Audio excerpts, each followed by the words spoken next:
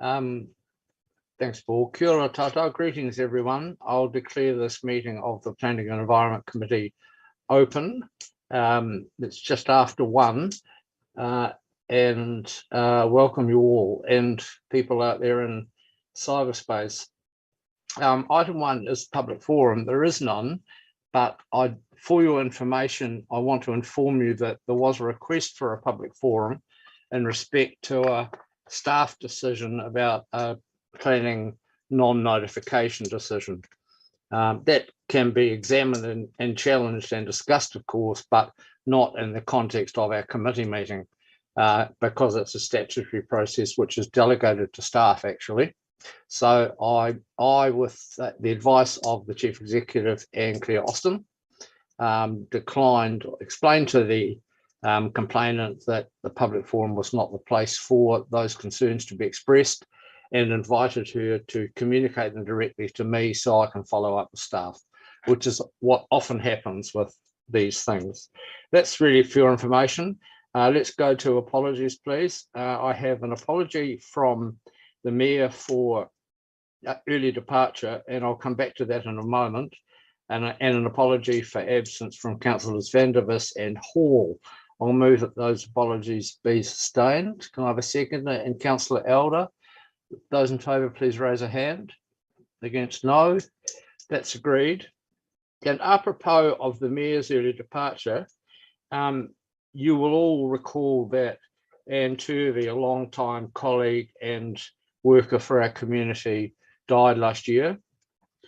And unfortunately, the commemoration service was unable to be held at that time for predictable reasons, and was scheduled for this year, predictably, given council timetables, today, this afternoon.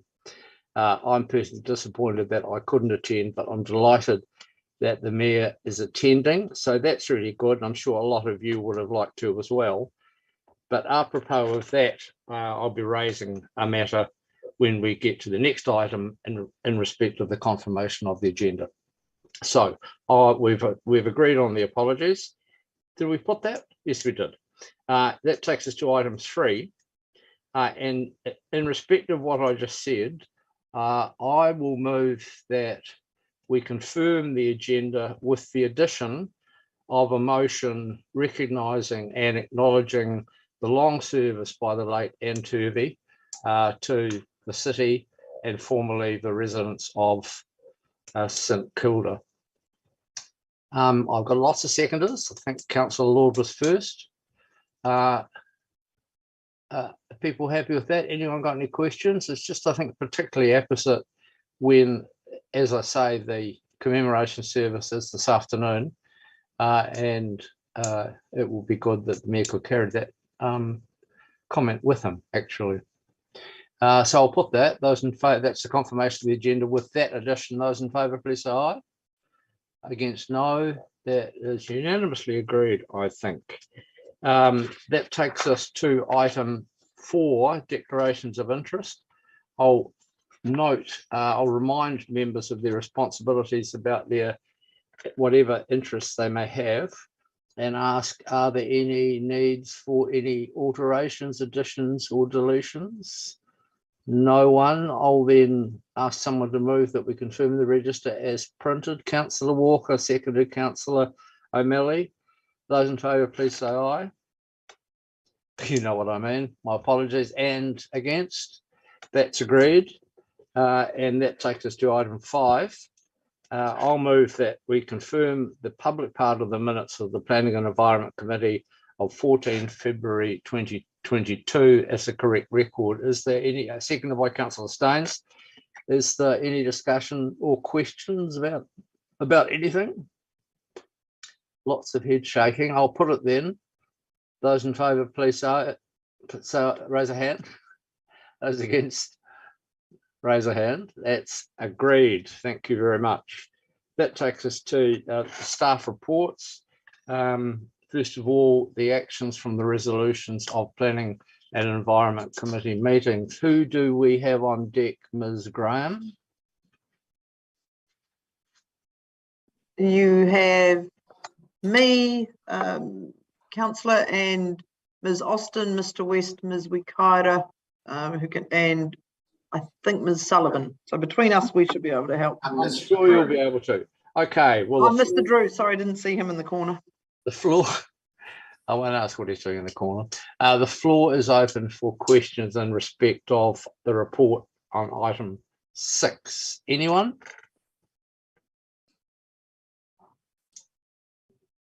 There appear to be none. Would someone like to move that we note that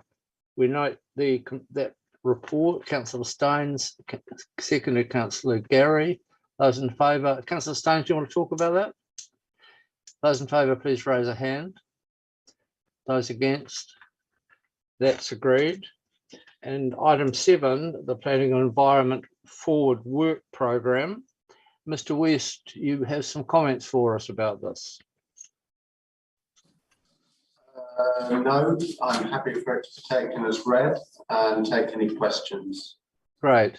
Are there any questions? Councillor Barker.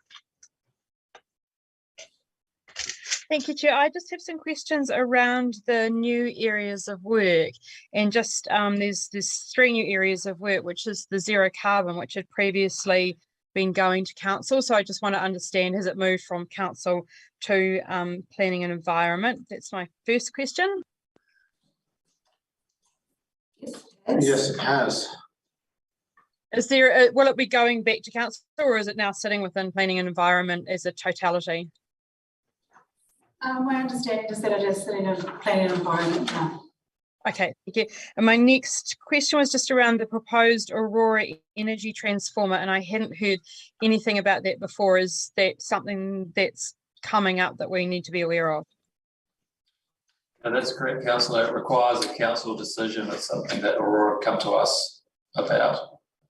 Thank you. And my third one was just around the Centres project, and I don't think I was aware of that, what the Centres project is, and I just wondered if you could explain a little bit about the background of that. Yes, within the long-term plan, there is some minor and major, some capital set aside for minor and major centres upgrades. This is just an update on that work program. Okay, thank you.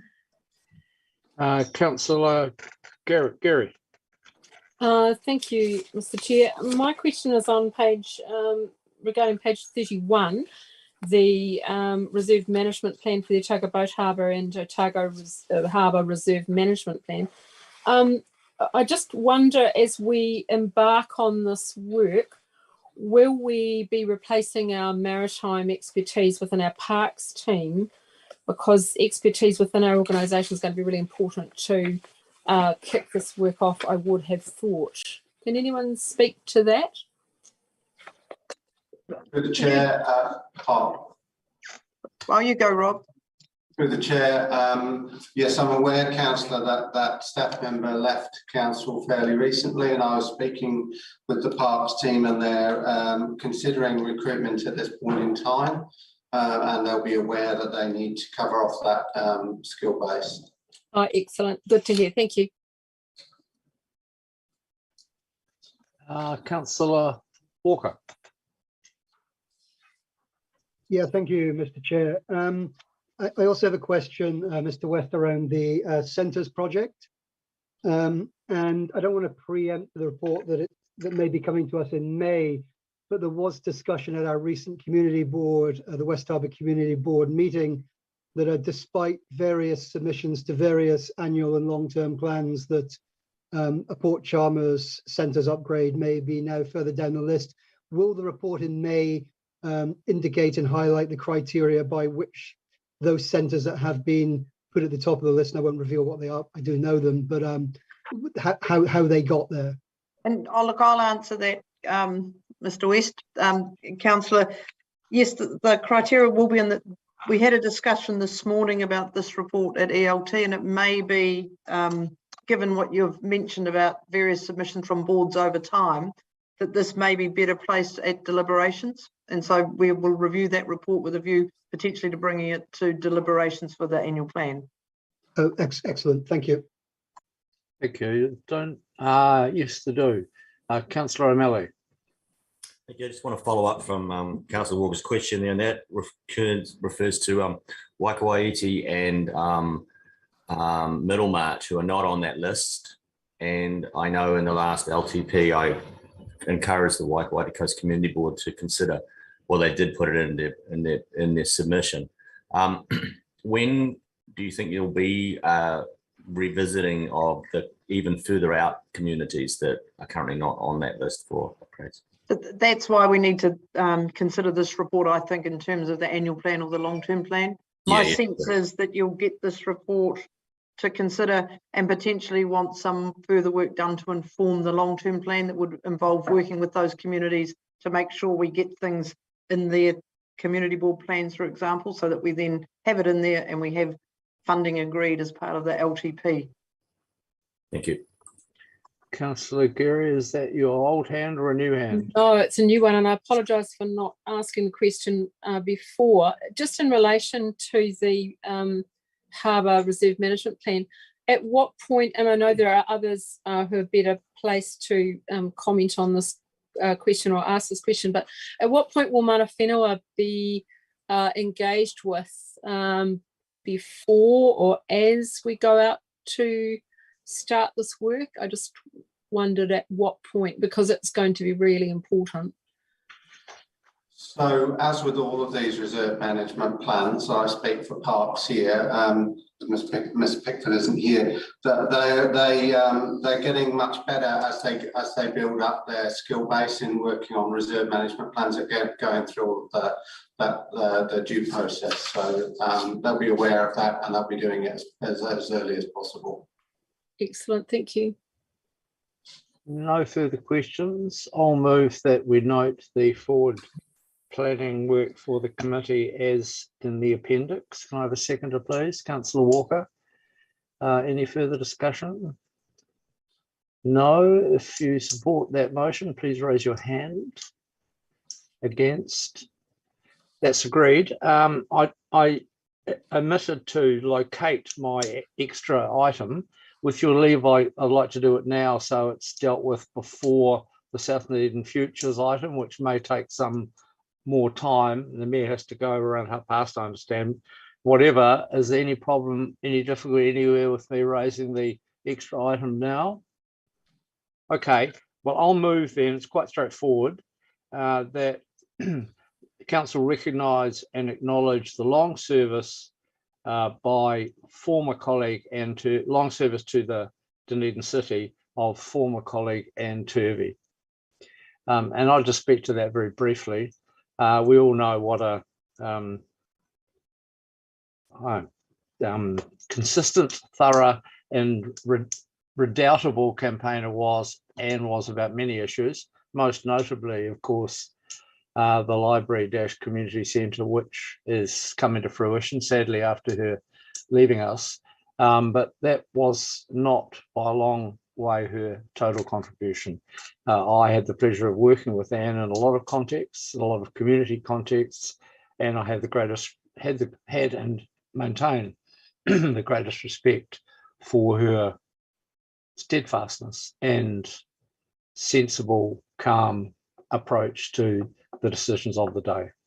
And I think we're fortunate that the mayor is able to attend today and pass on our appreciation and recognition of her service to Dunedin. And I think it's appropriate for something to be minuted like this in our official records. Can I have a seconder, please? Now that I've spoken to it. Councillor Staines was first with the hand up. Does anyone else want to make any comment? Okay, I'll put that. Those in favour, please raise a hand.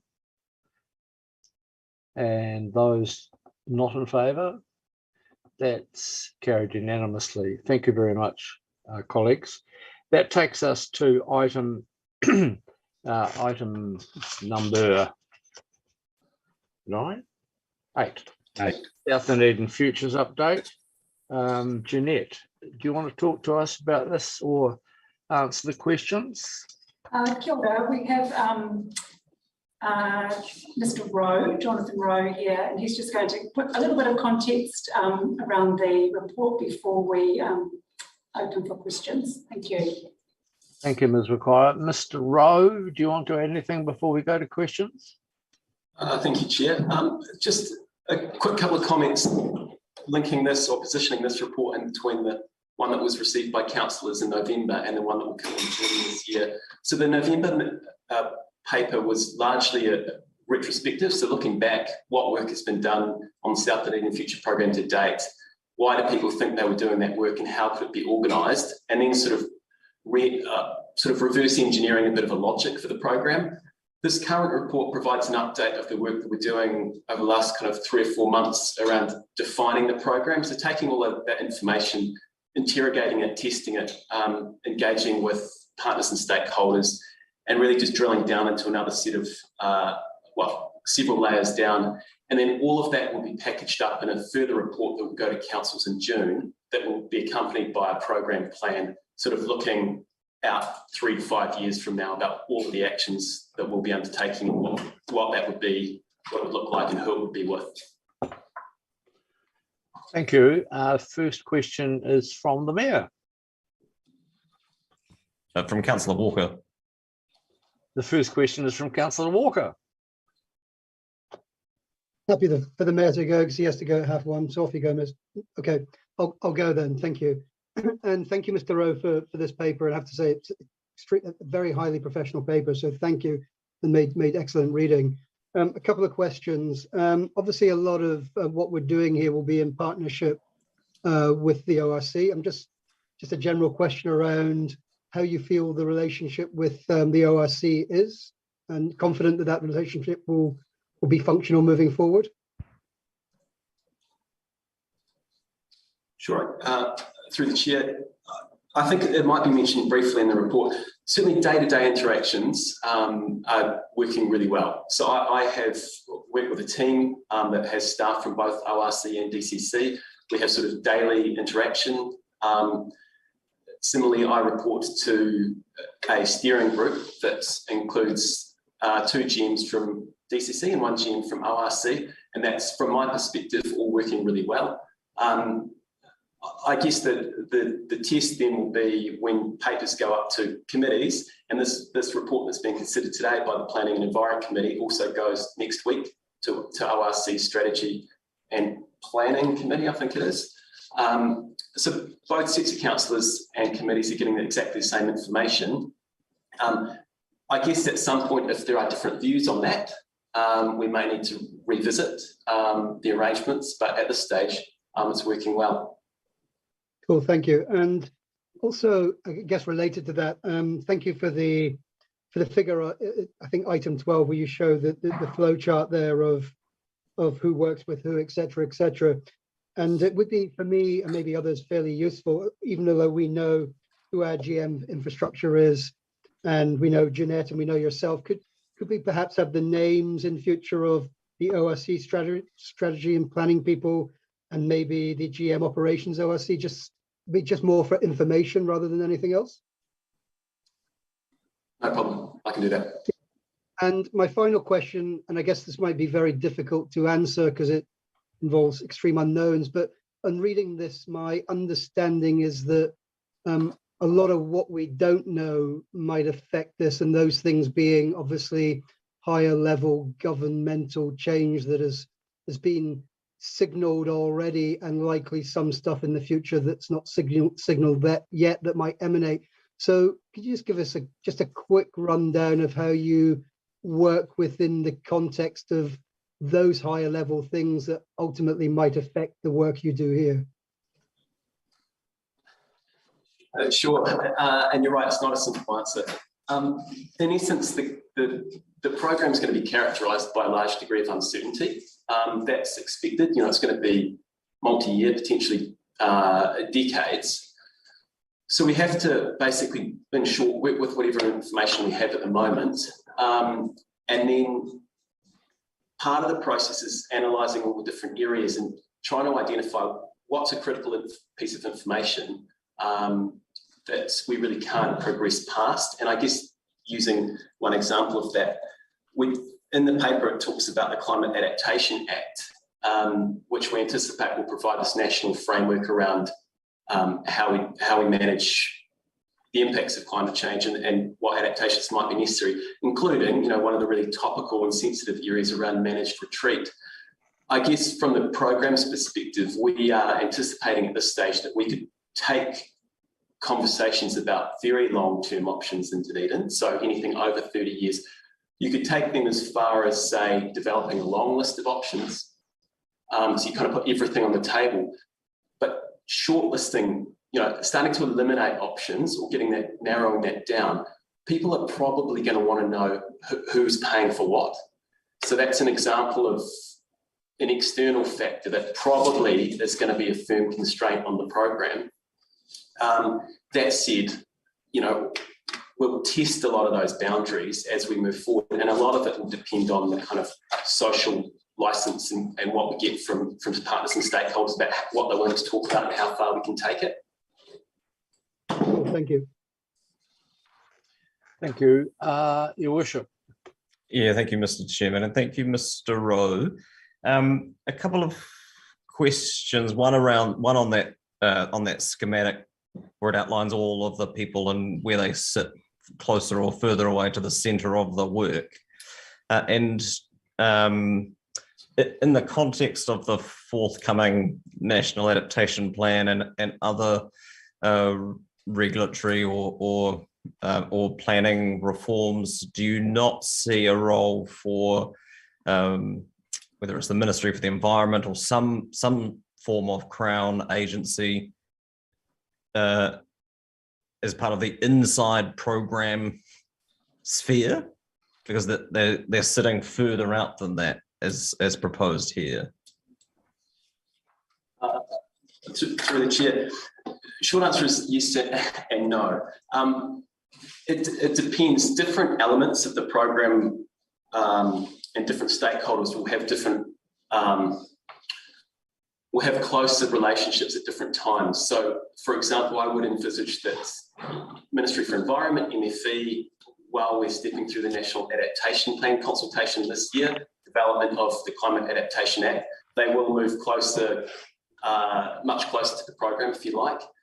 I guess the schematic is just a general representation, so there's no kind of formal relationship between the program and MFE, nor would we envisage one, but it's probably a good example of how at different times they'll have either a stronger or a weaker influence over the program. So it might be that if we recut this, basically every day or every week that we look at this diagram, we could recut it and it would look slightly differently. So I guess take it as an indication rather than firm in terms of lines and roles. Yeah, thank you. So that the inside program cohort, if you like, are the groups that you would anticipate being involved in all parts of the work at all points? More or less, yes. Yeah, thanks. The other questions I have are around timeline, and thank you for this detailed, if ambitious, timeline for the program. And just in terms of the way that the various stages overlap, in that, you know, we're setting out here to be developing up our options for what we might do before we finish the stage where we nail the values and objectives, which has been a really important part of the coastal plan work, is working from there, just from a values base, and just checking in to make sure you're confident that the overlaps here won't put us in a situation where we have to presuppose outcomes before we know them for certain.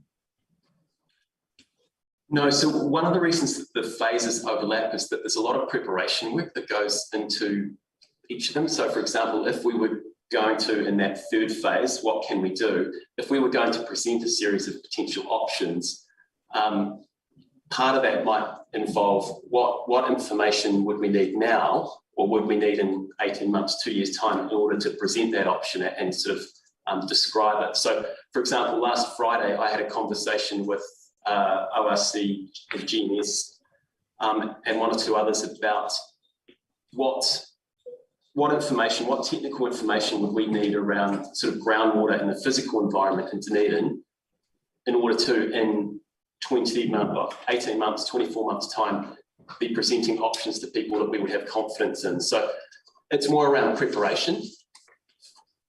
Okay, that's fine. And just lastly, on the same theme, if the implementation plan is kicking off 1 July 2024, the aim is for us to have those options for consideration during the next 10-year plan from the end of calendar year 23 through to May 24. Is that the goal? At this stage, and I should note the comments in the paper about high level and indicative timeframes, but in essence, I think this is a process that is going to need to be repeated as well moving forward, because we're always going to be getting new information. There's going to be changing legislation, there will be changing views and opinions in the communities that are affected. There'll be new strategic goals and objectives. So it's not a do it once and then we have a plan for South Dunedin and then we follow that for the next 30 years. It's something that we'll need to keep revisiting over time. So what's represented in the diagram is essentially the first run around that circle, if you like, and there will need to be, you know, that in essence will need to be a continuous process. It's just that this is the first time we're doing it, so there's a whole lot of program architecture involved, and sort of my role, part of my role is really to work myself out of a job where we set all this stuff up and then it starts to embed in the business as usual functions, whether that's corporate planning or operations of both councils, and just increasingly different elements of it get absorbed into BAU work.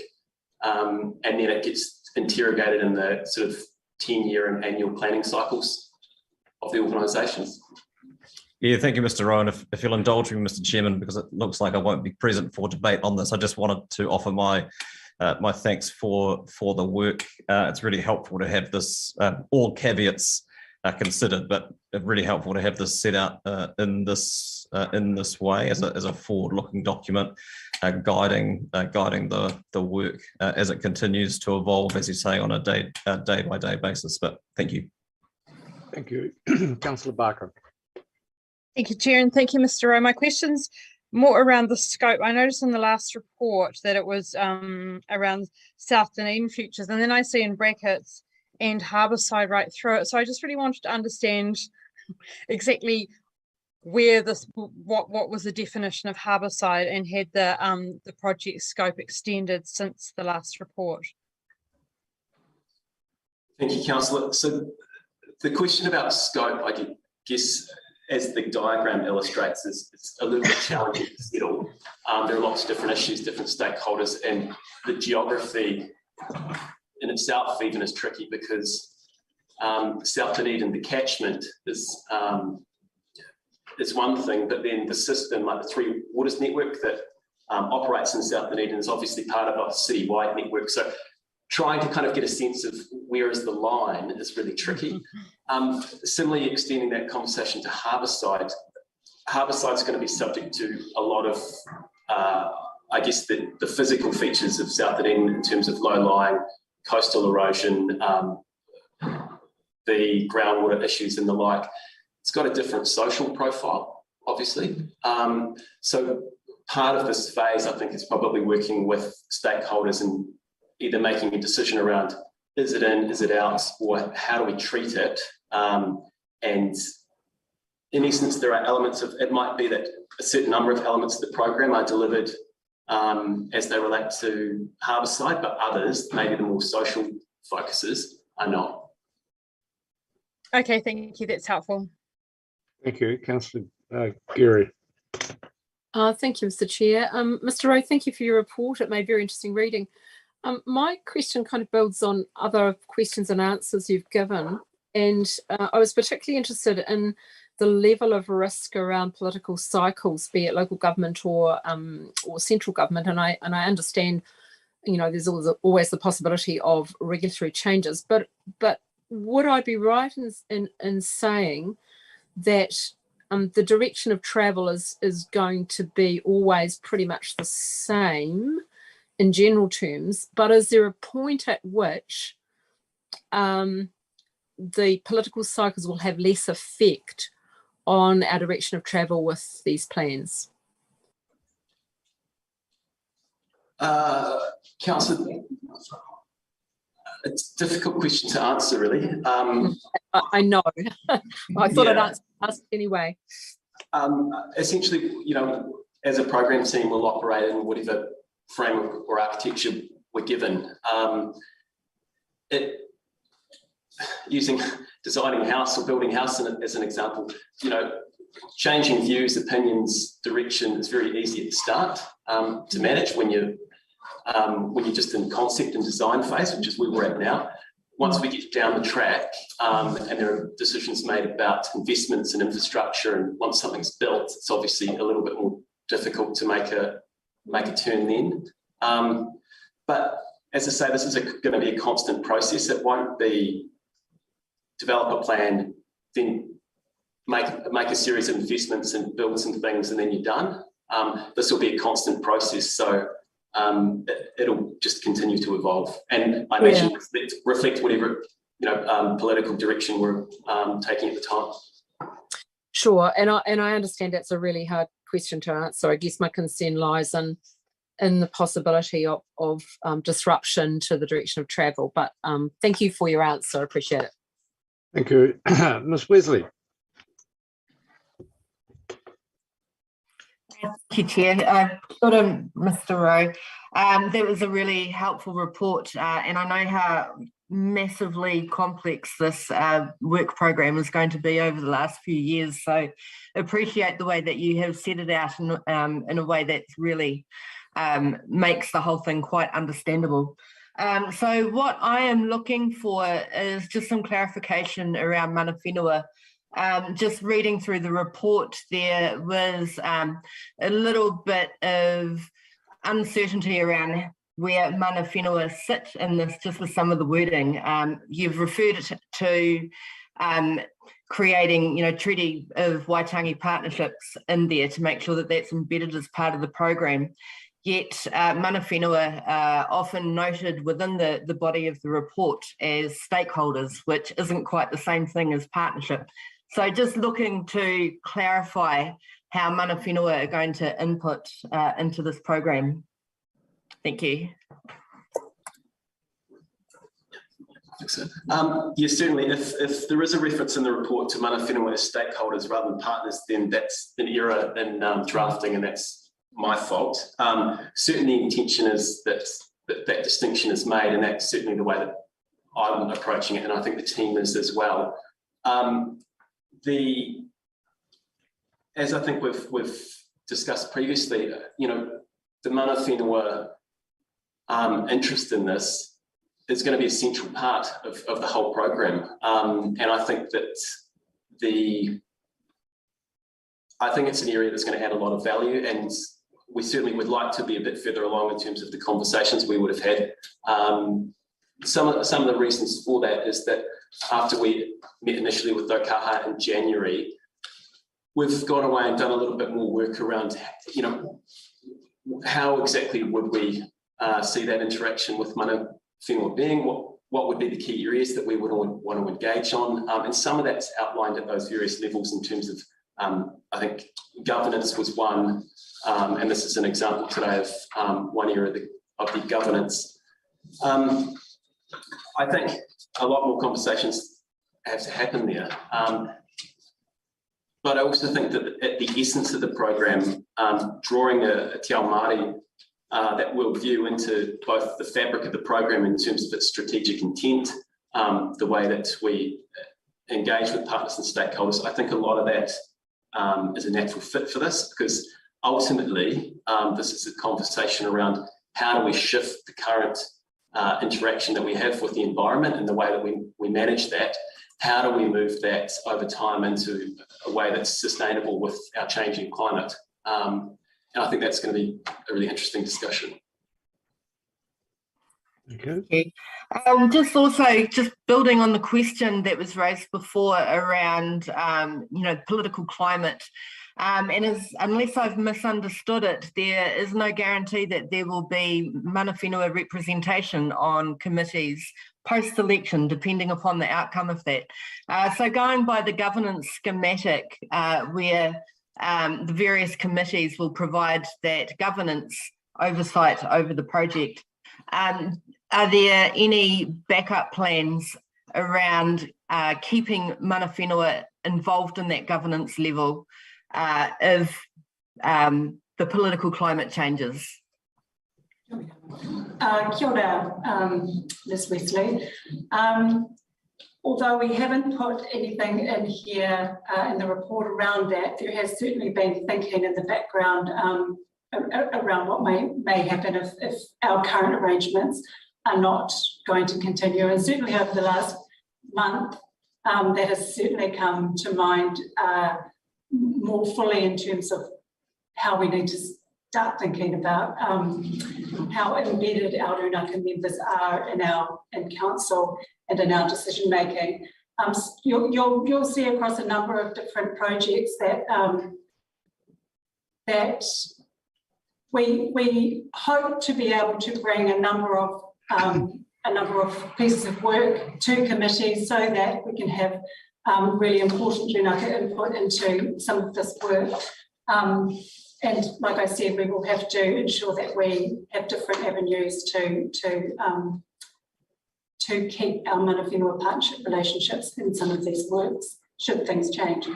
I'd also just like to note that this work sits in my area. A number of the strategic projects for council sit in my area, including zero carbon and the strategic refresh. And although if you did see that mana whenua were noted as stakeholders in the report, that is absolutely not the way that this project is intended. We do have a really strong partnership process that we have started to think through in this project and in many of our projects across council. Other projects that are not in that do not sit in my area as well, and it's certainly our intention that this project does have a really firm footing with mana whenua. Both, as Mr. Rowe noted earlier, the project has moved along for a number of years with some mana whenua input and some kind of initial earlier engagement, and it's our intention that we start to kind of develop that a lot further than the way it has been in the past. Thank you. Ms. Wesley, you done? Yeah, I'm done. Kia ora. Okay, in the meantime, thank you. Councillor Elder. Thank you. I have a number of questions. And first is just, you mentioned G&E science and collection of data, and I was just wondering what kind of regular meetings are being held to pull all the different departments together to inform the debate or the discussion of what outputs might be needed? Following the meeting in November, Councillor, the program teams met with, I think, probably a dozen or so groups within both of the councils, both to outline the program architecture and the decisions by councils at that time, but also to start to build a map or a matrix of all the work that's being undertaken by the different groups in areas that relate to South Dunedin. We're currently drawing that up on an A3, and it's starting to look like quite a vicious spider web, which is both good for identifying the kind of linkages and complexities, but also it illustrates how challenging this is to coordinate. And the reality is it will be very difficult to keep everything in sync, which is why we're not trying to be a central control point, if you like, rather an area where we drive coordination, coherence, but that the different elements actually deliver it through their own systems, their own teams, their own kind of plans.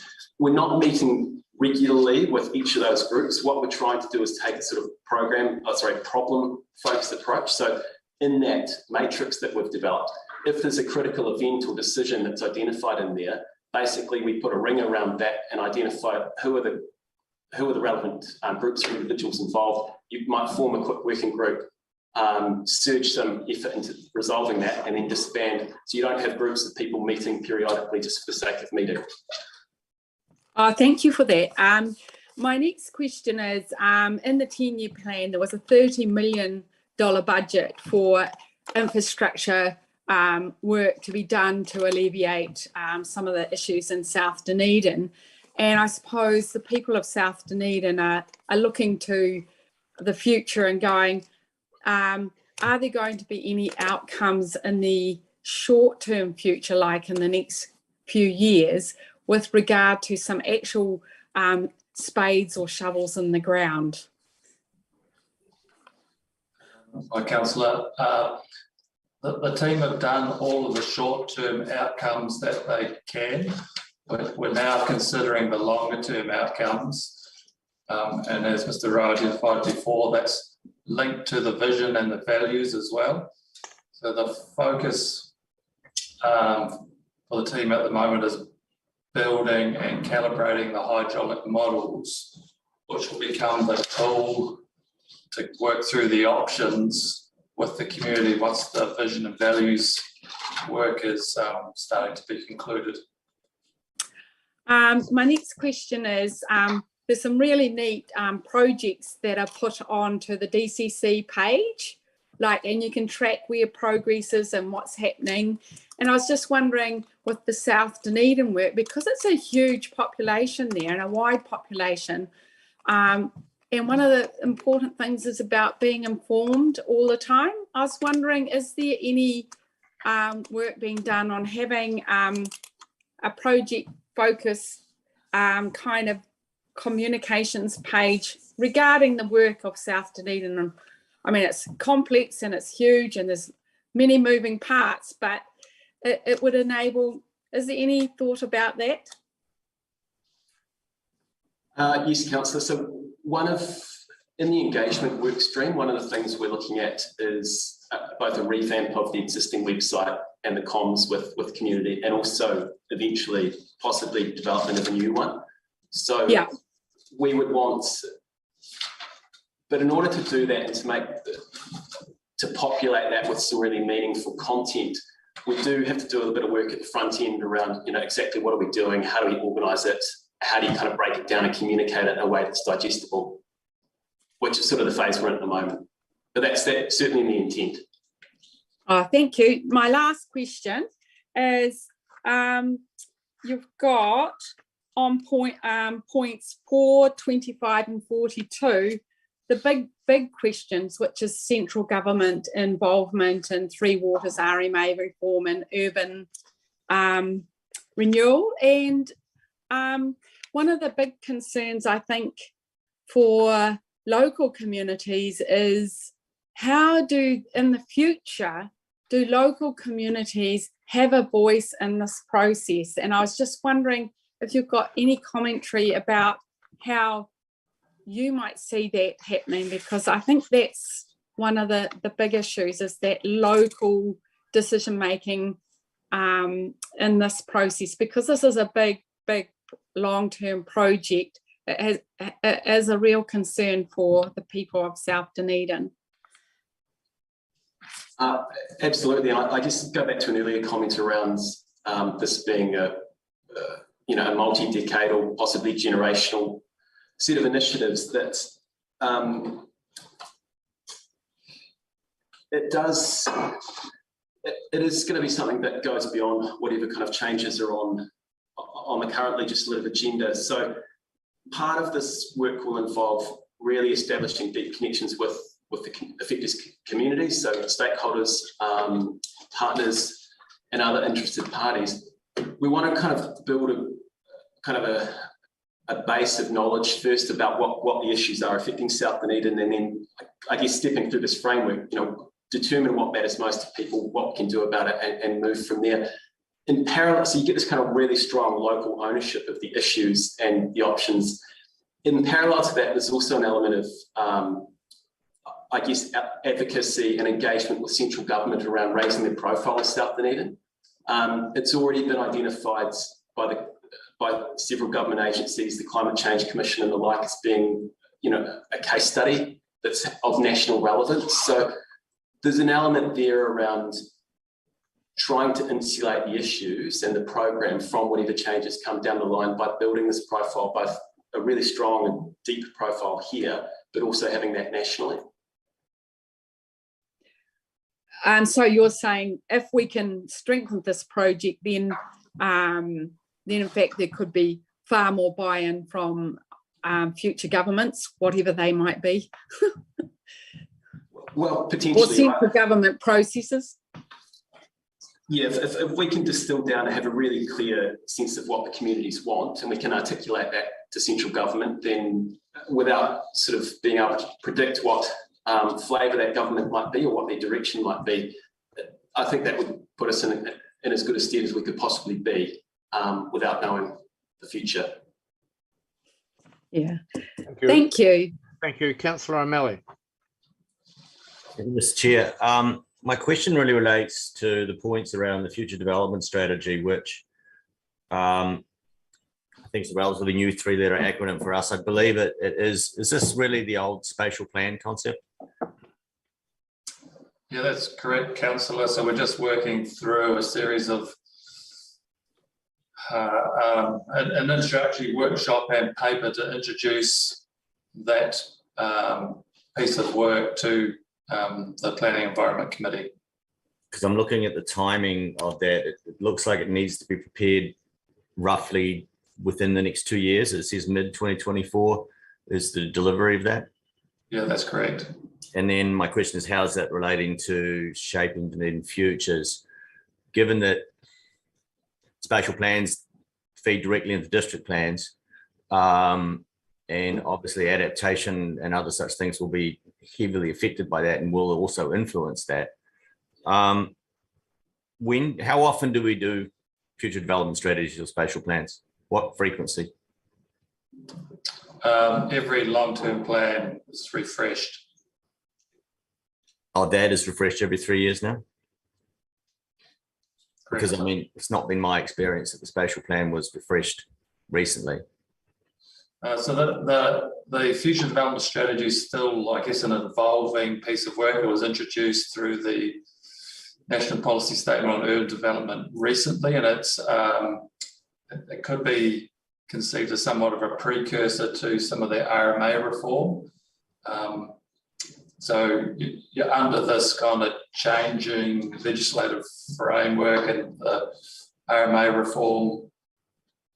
We don't 100% know, but we do know that we have to work through this future development strategy in the next 2 years to have it land at this long-term plan, and then it becomes kind of an evolving piece of work. Just check back in, is it still correct and relevant? Oh, okay, so that actually pretty much answers all the rest of my questions, because I was concerned that shaping Dunedin, South Dunedin futures wouldn't interact with this again for a long time and may not be in an advanced enough state at this particular cycle of it. But obviously, if we're doing it every 3 years, then the interactions will be revisited every 3 years. Thank you, Councillor Fisher. Is that correct? Oh, I assume, is that correct? Is that assumption correct? Yeah, and so the team are trying to line up all of those pieces of work as best we can. But that's correct. Yeah. Thank you. Councillor Fisher. Tēnā koe, Mr. Chair. Tēnā koutou to the staff. I'm not sure who I'm asking this question of, and I'm following up on Councillor Gary's and Ms. Wesley's questioning regarding political directions and also mana whenua involvement. And I'm looking at point 50 and the breakdown of the mahi and integrating the Treaty of Waitangi into program design and delivery. And I'm just, I don't know, it's maybe a left field question, but in terms of the strategic framework refresh, are we looking to go to the Treaty of Waitangi, the multi-language version, rather than the principles, or what are we doing here? Like, for me, the South Dunedin Library and Complex, the engagement of mana whenua has been lacking as well. So I'm just wanting to know if we're listening to and learning from mana whenua, and they're talking about mana to mana, why isn't mana whenua alongside the ORC and the DCC in terms of governance? Thank you. Kia ora, Councillor Lopez. So I'll have a go at answering some of that. I think firstly, to your question around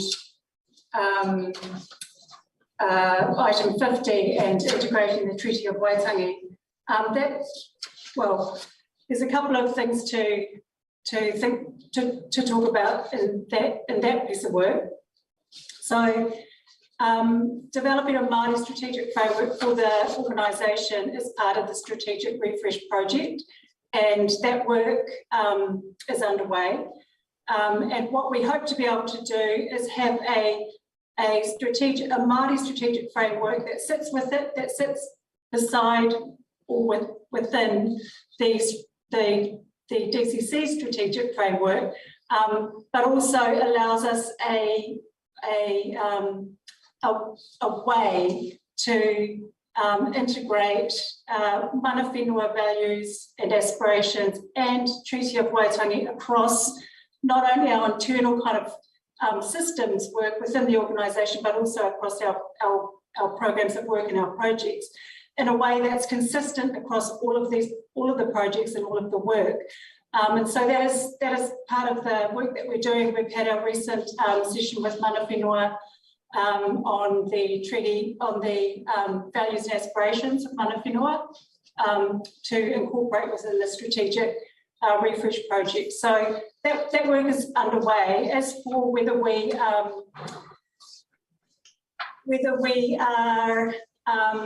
going to, I guess, implement Te Tiriti o Waitangi or the Treaty of Waitangi is ultimately a political decision for our councillors to make. And I think we will probably be, as part of the next set of reforms, local government reforms, I think some of that we will also be influenced by the direction of those central government reforms that are coming our way.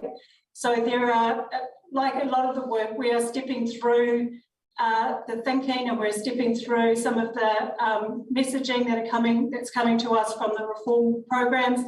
It's complicated, and we can't kind of make any kind of firm decisions until we fully understand what the ground looks like for some of this work.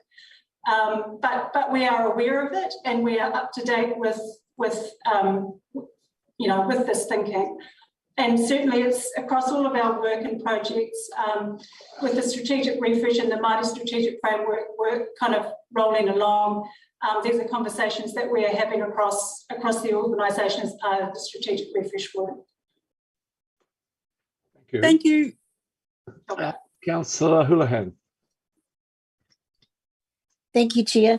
Can I clarify between, because there's a lot of organisations like this ORC, DCC, is there a clearly defined line between who does what in the projects? You know, like what's ORC's area and what's DCC? And one of the reasons why I'm asking that, I'm looking at stakeholder engagement and thinking, is that being done together or is that being done separately? So that meaning there could be two organisations communicating. How are we assuring that those messages are the same? That's all I'm wondering. Councillor, in terms of the core focus of the stakeholders in that figure 2, so the sort of target diagram on para 34. I guess in the bottom, in the sector and team segment, it details natural hazards, land use planning and 3 waters. That's kind of the basic breakdown of the core structure of the program. So ORC's lead on the natural hazards piece, DCC, land use and Three Waters. However, most of the conversations occur within that kind of joint program team. I think the expectation moving forward would be that each of the departments kind of carries a lead for their own specialist piece of work. However, in engagement, that's probably the area that's going to be centralised, I would imagine, in the program. So we'll kind of lead and coordinate all the engagement. And it might be that some of, for example, on the future development strategy, if there's engagement to do there, that might be drawn into and embedded in broader South Dunedin future work. Okay, thank you. Yes, just I'm aware that certainly communication is so important, especially around the relationship with mana whenua. And if we're engaging and saying one thing and then another group saying another, like it'd be good for those communications to be together so we know what everyone's saying. Is that happening at the moment? What the same information is going to both? Yeah. So at this stage, all efforts are being made to ensure that the same people are getting the same information. There's obviously lots of moving parts, so yeah, that'll hopefully get better as we move forward. But certainly, where the councils are, for example, doing a annual plan consultation, we're seeking to both feed into that and sort of leverage off it. Okay, thank you. And just where it says here on number 21, where it says the adaptation strategy is to enhance community resilience and well-being through sustainable urban regeneration of South Dunedin. How are we going with that? And what do you see as, what would you say is how you'd say yes? What does that look like? What does that look like for you if you've achieved that? Like, to achieve that, what does it look like? So that's answering that question is basically the purpose of the program. Right. I would hope that in 2 or 3 years' time, I'd be able to give you, quite a material and detailed answer to that, at least for this initial phase. In short, the program will provide a structure and a set of processes for asking all of the questions and engaging all of the groups and individuals that have an interest or a stake in all of that, how they feel about it, and it will just gradually build up a picture over time. What that will look like in reality is to be determined, but probably it will be something like, if there's an existing mosaic of land use in South Dunedin,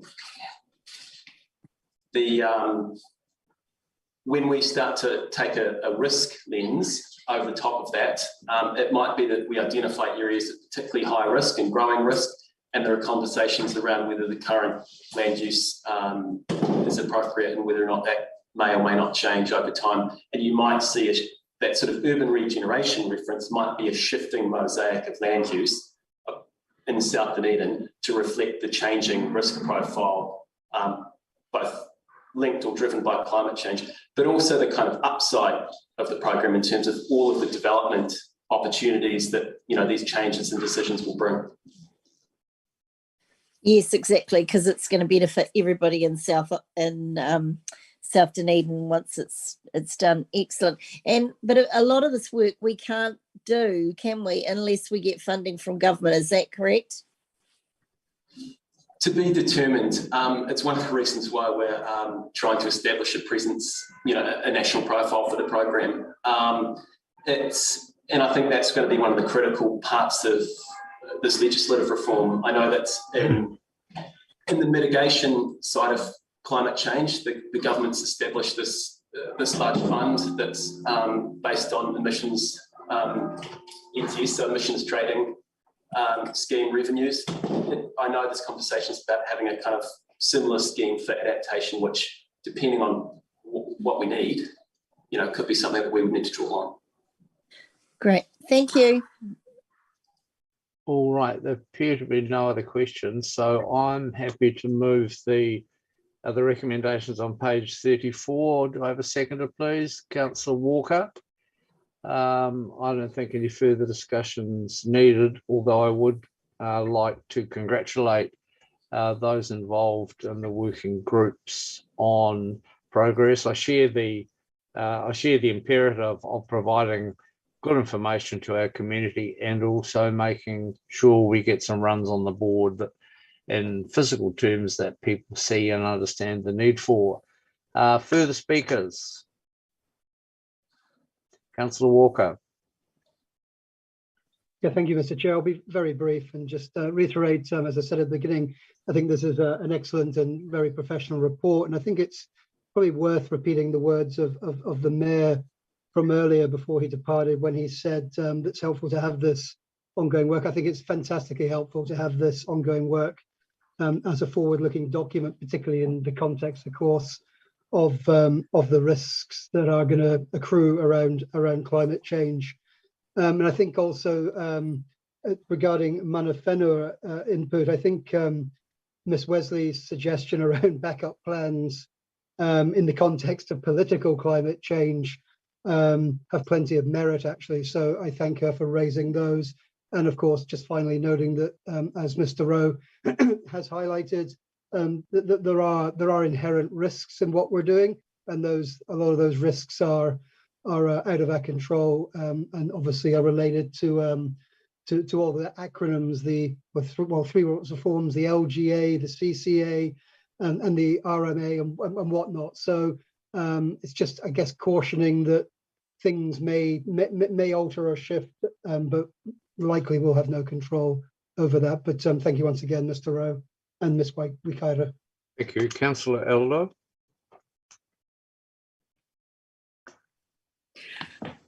Thank you, Chair, and thank you, Jonathan, for this report.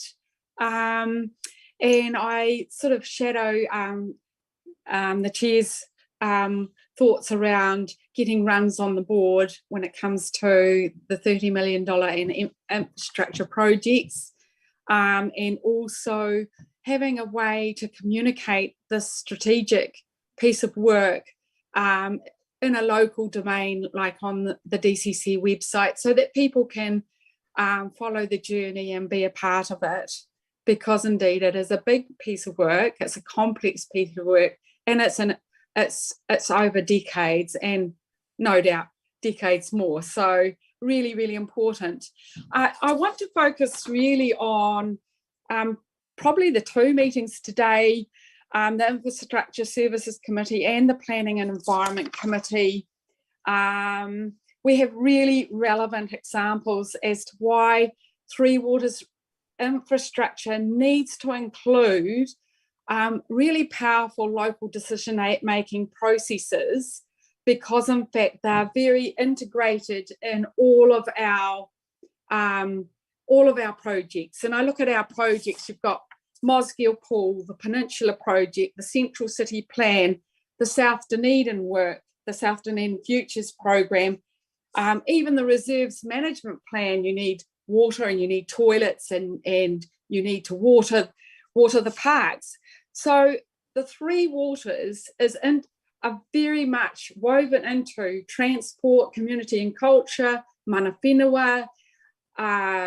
Councillor, can you come back?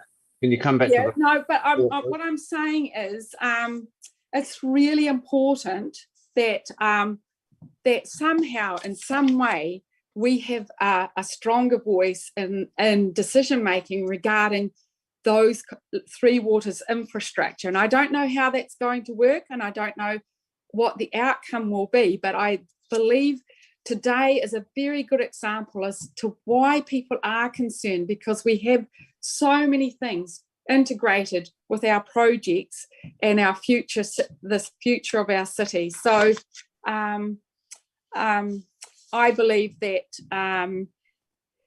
input from our local communities with co-engagement across with mana whenua for our projects makes it far, far more efficient to have more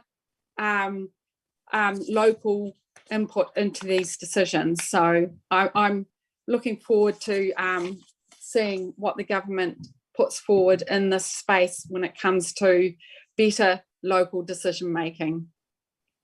Thank you. There appear to be no further speakers, so I will exercise my right of reply, and in doing so, just observe for everyone that what this is an interim update, but also that the other two recommendations are about further councillor elected member opportunities to discuss the plans as they evolve. If you're happy with those recommendations, would you please raise your hand? And against? No one is voting against. That's excellent. I'll declare that closed. And that takes us to item 9 on the agenda. Does anyone have any items for consideration by the chair? In which case, there being no part. Chair, may I raise a point? Sorry. Who's is that Mr. West? Yes, that is. So I'm just referring back to item 7 earlier in the meeting with Councillor Barker's question, which was the forward work programme, specifically about those new items, zero carbon, Aurora Energy Transform Centres project. I just want to clarify we are looking at where those do need to report into, whether that's P&E is appropriate. So thank you for picking up on that, Councillor Barker. All right, no further matters, no other items on the agenda. Thank you for not too large a part of your afternoon. Enjoy the rest of it. It's lovely out there. I can see through the window, and I'll declare the meeting closed.